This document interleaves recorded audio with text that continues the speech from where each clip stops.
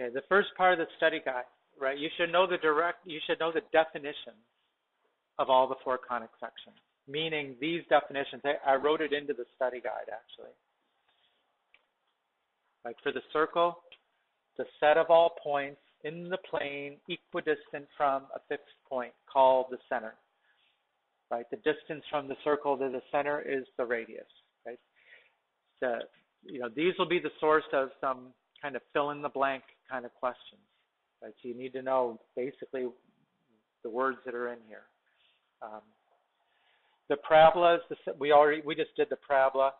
Let's look for the two that are kind of really similar.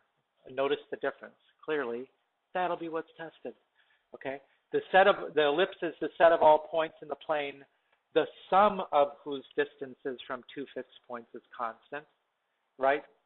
For the hyperbola, it's the difference of whose distances from two fixed points is constant. Right. What do we call the fixed points? They're foci. Right? One focus, which is the right word to use if you're answering a question about parabola, because there's only one. But when you're talking about ellipse and hyperbola, it's the plural, and it's foci. That's how you say it.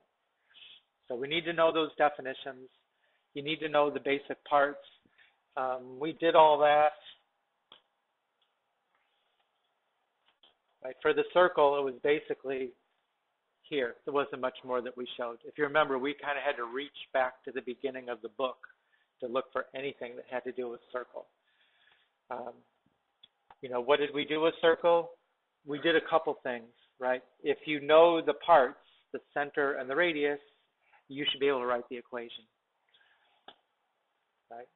If you have the equation, you should be able to back out what's the center and what's the radius and draw a graph. Right? We need to know that much about for a circle. Remember, for a parabola, the definition was this, which we just read through anyways. Right? We know that the parabola has a vertex. It has a focus, which is inside of the parabola, and it has a directrix, which is outside the parabola. So that every point on this parabola is the same distance from the focus and the directrix. And actually, just to throw it in, this is a parabolic dish. It's kind of like your satellite antennas. It's the back of your headlights on the car. And then let's see. So basically, know those. That's for now. That's enough. For the ellipse, right? Here was our definition, and again, you have two foci, two foci, and it's the sum of the distances. Every point here, if I calculated the distance from here to here and from here to here, and I added them up, it would be the same. Right? D1 plus D2 is a constant value. Right? So what are the major parts of an ellipse? Right? Well, it's longer in one direction than the other. Right? The long direction is called the major axis. The short direction is called the minor axis. Right? At the end of the major axis, where it intersects the ellipse, those are the vertices. So you have two vertices. Right? We had two standard equations, and then these were our pictures for an ellipse. Notice the standard equations. You got the x minus h and y minus k. Right? Every time you see the x, it's going to have a minus h at the end of it. Right? Same thing, y minus k. Right? It has a 1 on the right-hand side. And we have two versions, and the two versions vary only because of the a squared and the b squared. Right? The a squared and the b squared. Okay, so what's the difference between these two? How do you know when you're looking at an ellipse whether or not it's this version or this version? Now remember, here's the parts of a parabola. Right? We know that the major axis is 2a, where a is the distance from the center to the side, to the vertex, and b is this distance, which is half of the shorter direction, right? The minor axis. So which is bigger, A or B? A is always bigger than B, which means that what you're looking for here, what determines whether it's horizontal or vertical, is where do you see the bigger denominator, right? So when it's the bigger denominator is underneath the X, it's horizontal. When the bigger denominator is underneath the Y, then it's vertical. You know, where do you expect to find the foci?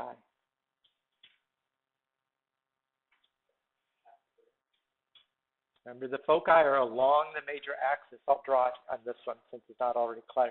It's somewhere in here. We don't know exactly where, but there will be two foci, and they're going to be on the major axis inside the ellipse. And then what is this distance right there? The distance from the center to one focus is called C. So which is bigger, A or C? A has to be bigger because A goes all the way from the center to the vertex. C is from the center to the focus, which is inside. So the biggest of the three, A, B, and C, is A, which is why we have this equation, A squared equals B squared plus C squared. Which again, you know, in your mind, you're probably thinking it kind of reminds you of the Pythagorean theorem. It usually in Pythagorean theorem, it's the C squared equals A squared plus B squared. But you can make sense of the fact that on this one, it's actually A squared is the biggest of the three. That's why it's alone on one side, right? Because A squared is the biggest. Okay. So that's the important parts of that. And then for the hyperbola, right, the same definition, only the difference between them is that word, sum, becomes difference. Right? The hyperbola has two branches. Each branch has a vertex. Inside each branch, there's a focus. The center is halfway in between the vertices, or halfway in between the foci. Right? You don't call that the major axis. You call that transverse axis.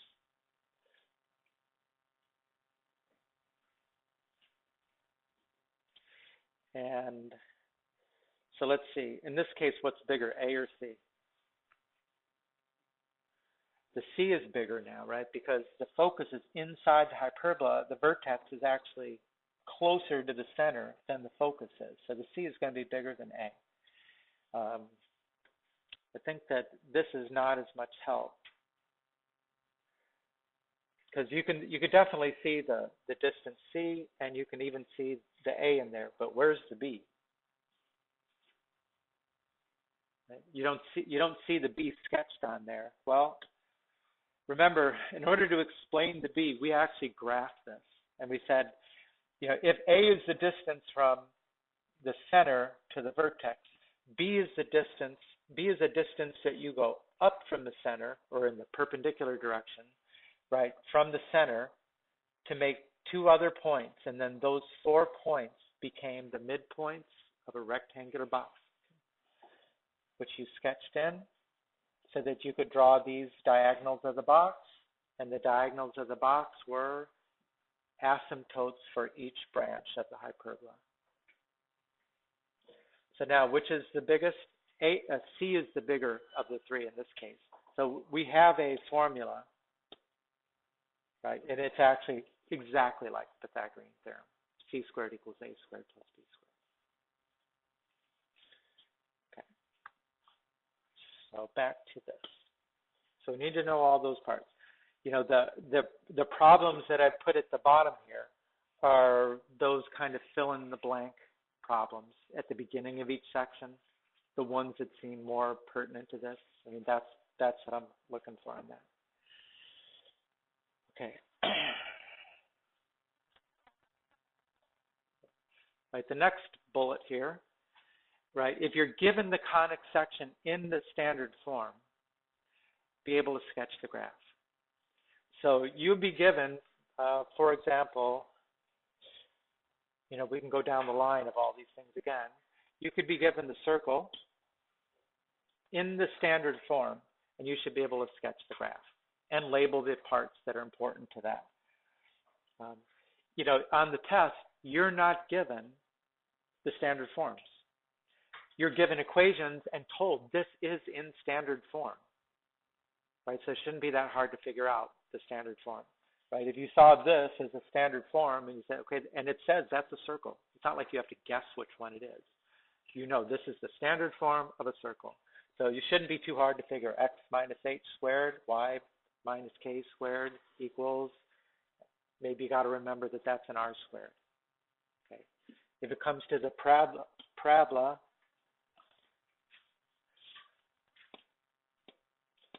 let's take one where it's in the standard form. Right?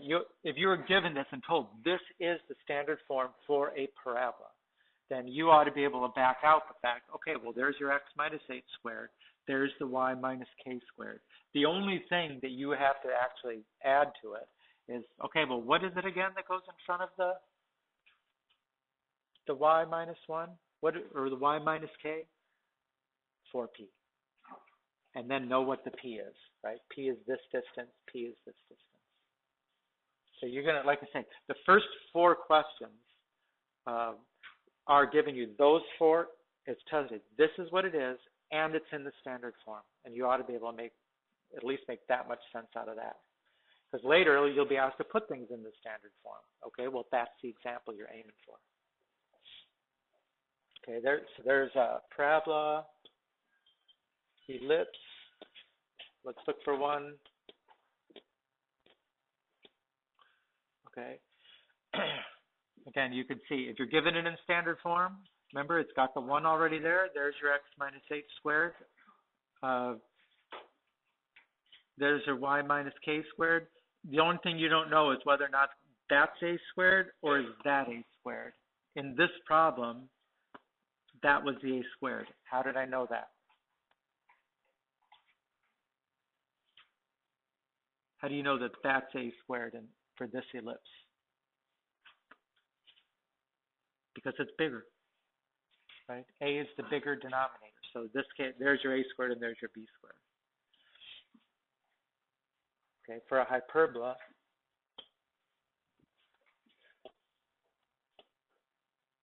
right? X minus h squared, y minus k squared, right? The a squared is always here. The b squared is always here. So again, for that item on the study guide, you're going to get the equation in standard form and told which shape it represents, and then sketch the graph. Include the important parts. Number 3, if you're given the general equation of a conic, like that, right, put it in standard form. What's the process to put it in standard form? Complete the square. Right, now we did a little bit of completing the square in the first section.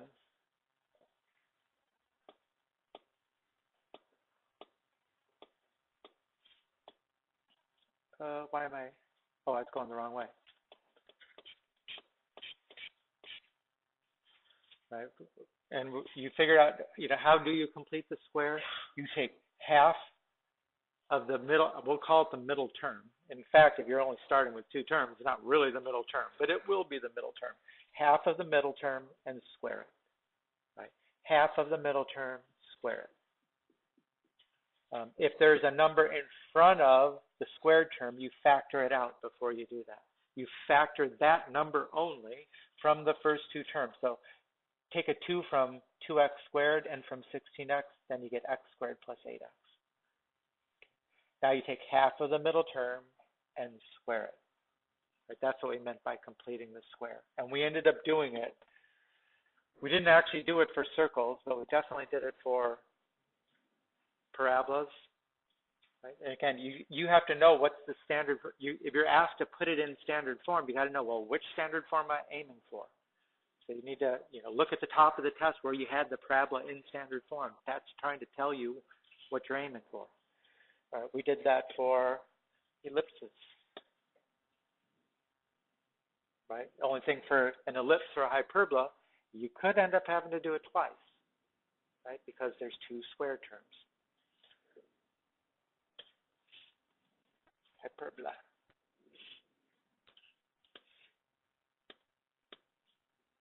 Right? And this one, we only had to complete the square once. And why was that? Even though there's two squared terms, why did we only complete the square once?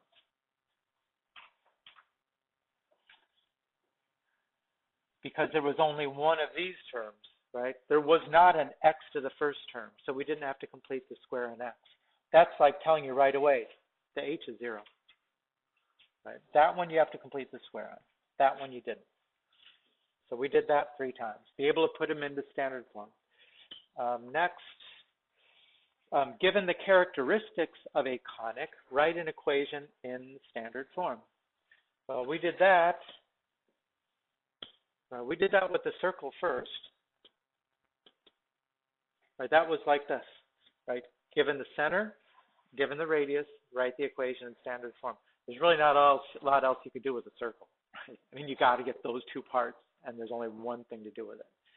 Right? When it came to the others, there was more to do than that. For a parabola, I believe we still, so I mean, you could be given vertex and focus, focus and directrix, vertex and directrix. I mean, those are the 3 things you're going to deal with. If you get 2 of them, you should be able to figure out, what's the equation there. All right, so we did that.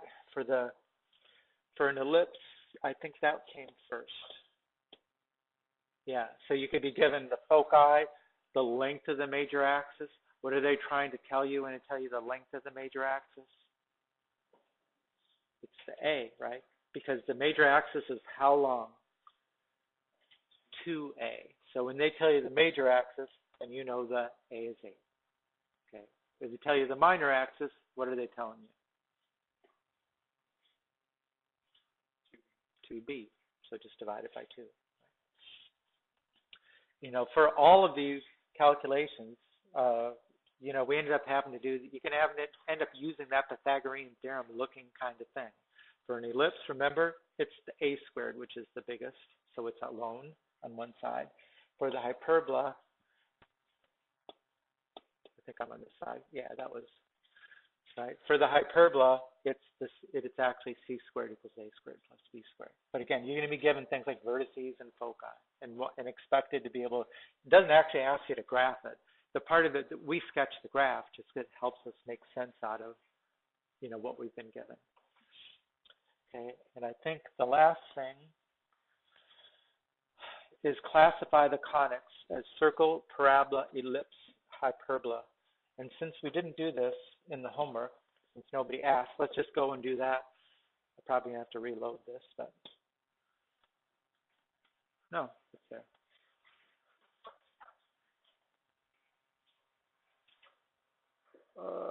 Or maybe it's not there.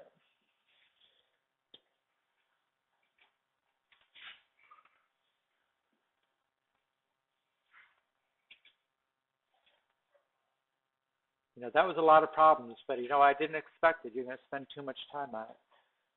I thought you would do and I'm still blue.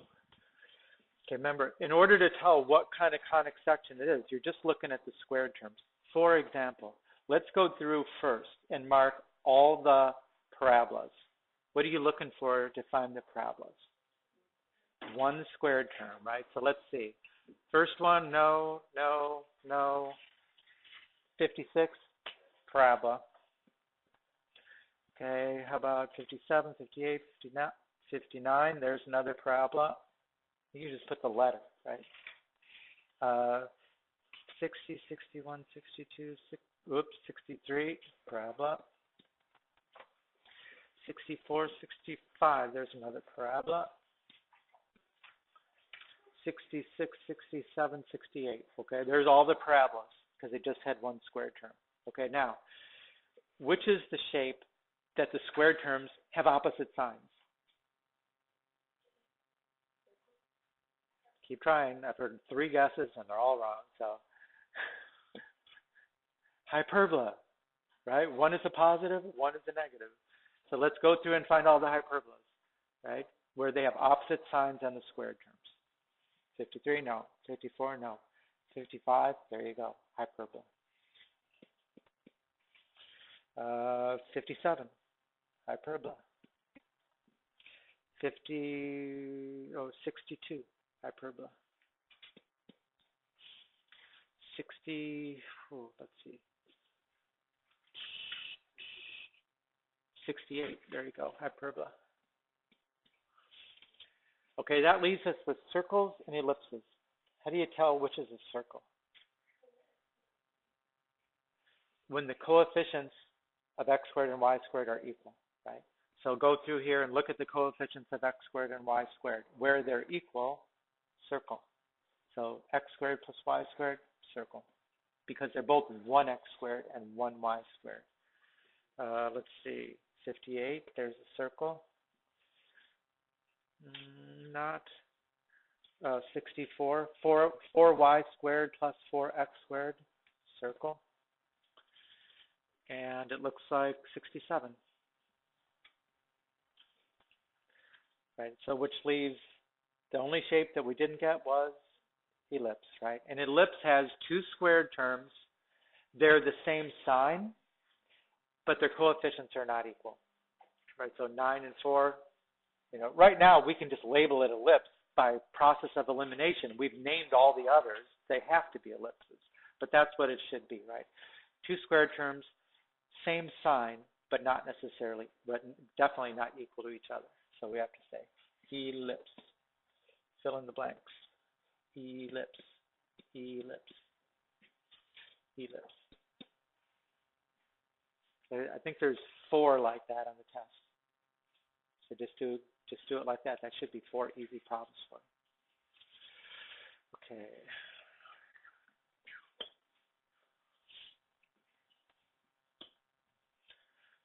So that's the review. And this is the same as always.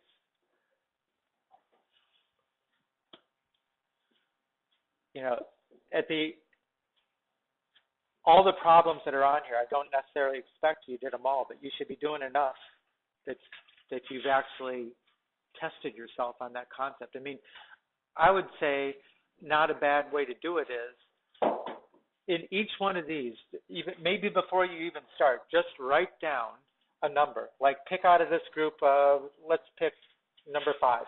Pick the odd number in the group and just make yourself a test of all those problems and go through. And then you can check those in the back and you're done, see if you got it right.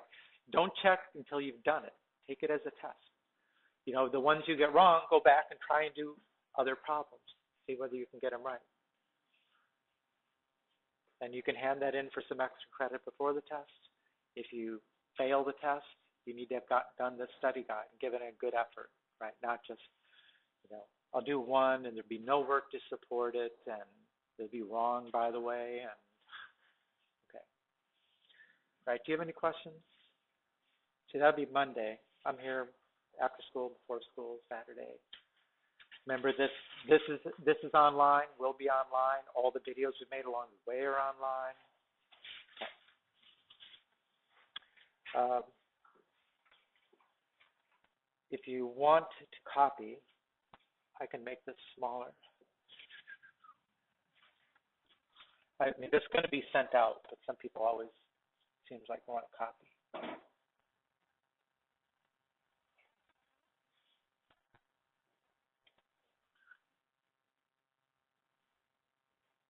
So let's see. I'll leave it at the top first. And then in a few minutes, I'll switch it down. We've got plenty of time. And where am I at? Oh. Where is my...